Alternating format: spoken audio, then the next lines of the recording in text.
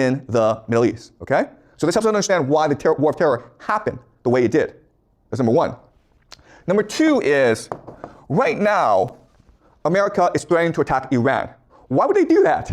Because in order for Pax Judaica to come into being, Iran must be taken out of the equation. Iran must be destroyed. Then, if that would happen, there'd be no challenge to the power of Pax Judaica, okay? Does that make sense?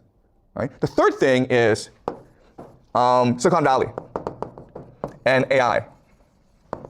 So right now, you have AI, ChatGPT, which doesn't really do anything, okay? It makes cool images on your computer and helps you cheat in school, okay? That's about it. Doesn't really do anything else. And if you don't go to school, then you're like, why am I using ChatGPT? Okay? And you're not gonna pay a lot of money for it. So AI, it's a dead end.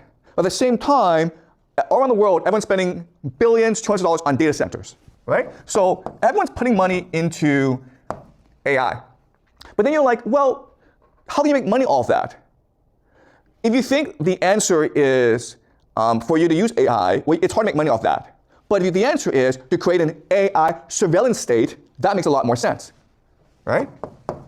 So what is a surveillance state? Very easy, guys. We have it in China, okay? It's digital ID and digital currency. And the idea is that everything you buy, everything you do will be tracked.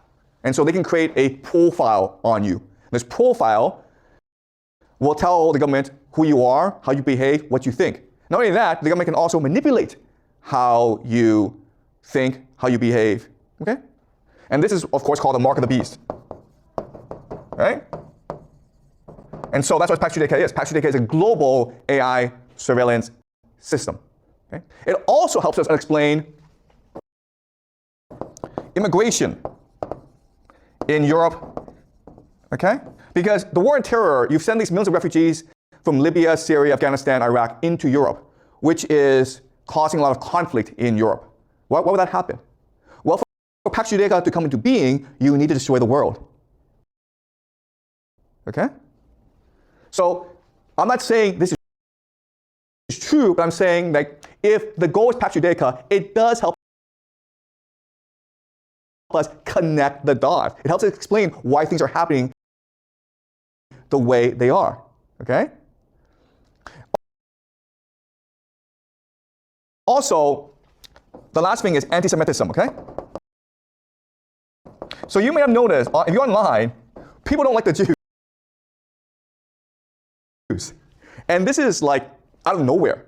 After October 7th, you have anti-Semitism all over the internet. Now, I have criticized Israel before.